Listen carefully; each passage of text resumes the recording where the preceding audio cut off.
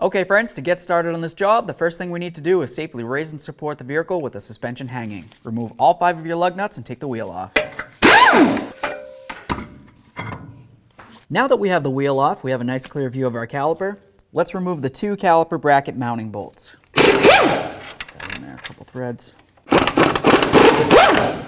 Remove your caliper.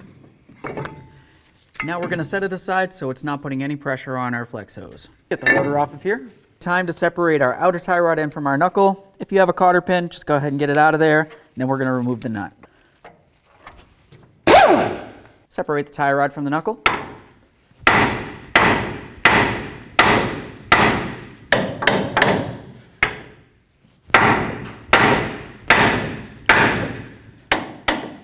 Now let's separate the upper ball joint from the knuckle up here by removing this nut. Put that nut on just a couple threads. Give this a couple loving bonks until it separates. Pull down, remove your nut.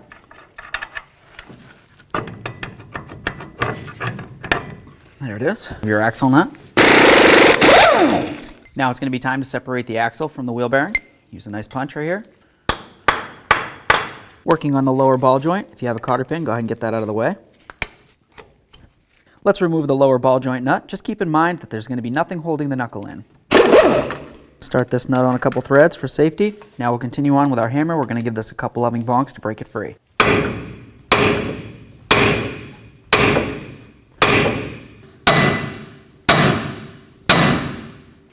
Lift up on your knuckle. Remove the nut. At this point, what we're going to need to do is remove the knuckle. You have to keep in mind that the axle is still going through the bearing and the lower ball joint's going through the knuckle. So just kind of maneuver it in such way that it'll come right out. Now the next thing we want to talk about is whether you're replacing the axle separately or the axle with the intermediate shaft, which is more than likely what you're going to have to do. Theoretically, what you could try to do at this point is to tap on the axle and drive it away from the vehicle, and hopefully it'll separate from the intermediate shaft. Typically it doesn't, and you have to replace the intermediate shaft at the same time, which is what we're doing in our video today. Let's go ahead and spray down the area. Now we're going to remove our mounting bolts that hold this plate to the differential itself. The second bolt's going to be directly diagonal from it. The next thing we need to do is separate this sealed area from the differential. So just try to grab a little corner, give it a couple loving bonks, try to grab anywhere you can.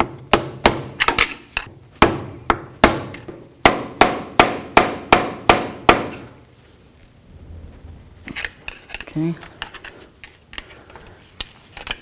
There we are. Let's go ahead and pull this out of here. There it is, friends. The next thing we need to do is clean up this area along here where the seal is going to ride. Use a nice razor blade and just scrape it right off. That's looking pretty good.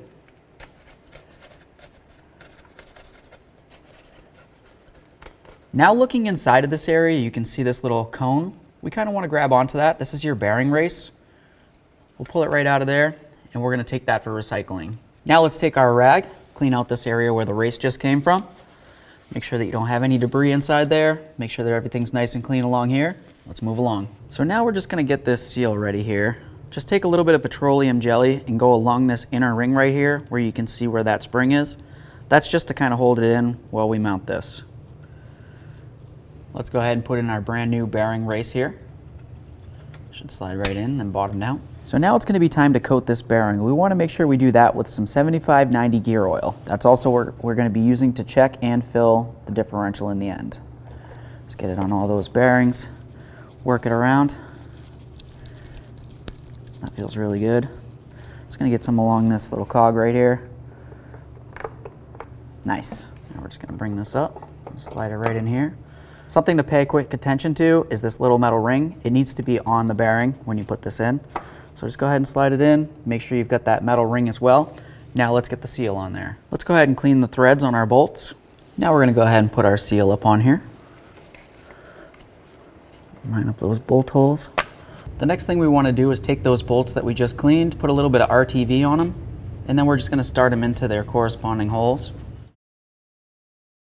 Now I'm just going to take a nice metal cup, something that can go over like this. I'm going to give it a couple loving bonks until the seal's nice and flush up against here.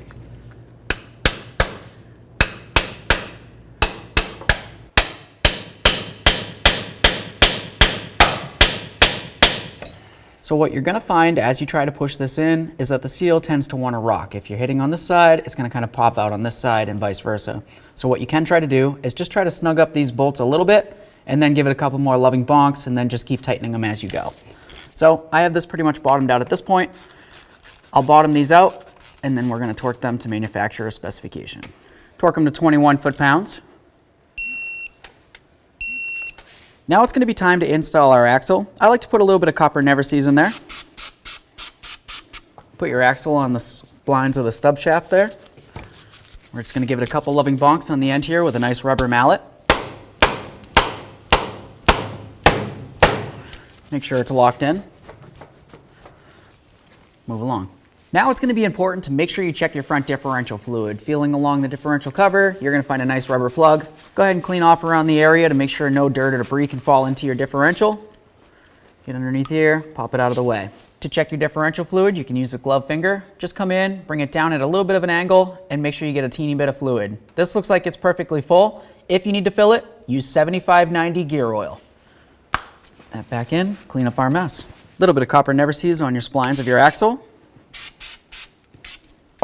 Now let's get our knuckle back on here. Washer there. Now we're going to start in our upper ball joint. I like to use a nice bar so I can pull down on it. This one here.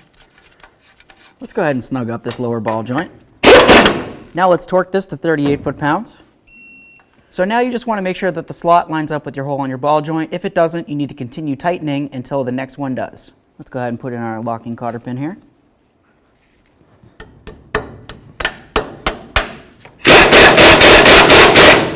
Let's torque this to 40 foot-pounds.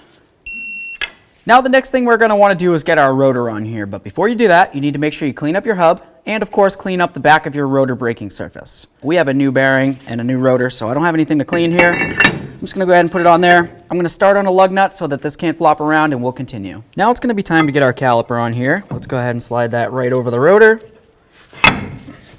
Start in both of your bolts. It's always a good idea to use a little bit of thread locker. Let's go ahead and snug these up. Torque them to 130 foot-pounds.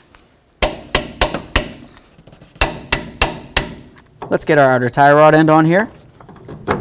We'll start the nut, then we'll torque it to 45 foot-pounds. Torque this to 45 foot-pounds. After that, go ahead and put in your cotter pin, lock it down.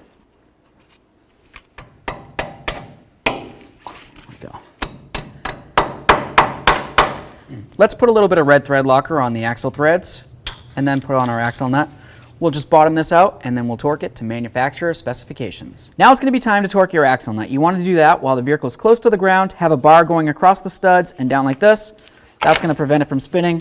Torque the axle nut to 185 foot-pounds.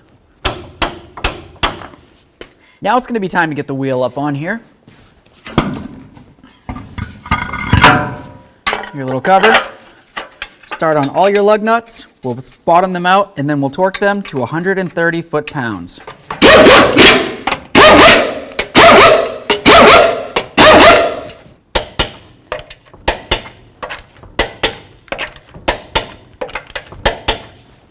Torqued. Okay friends, so now all that's left to do is go ahead and pump up that brake pedal, take it for a road test, and make sure your four-wheel drive works as it should.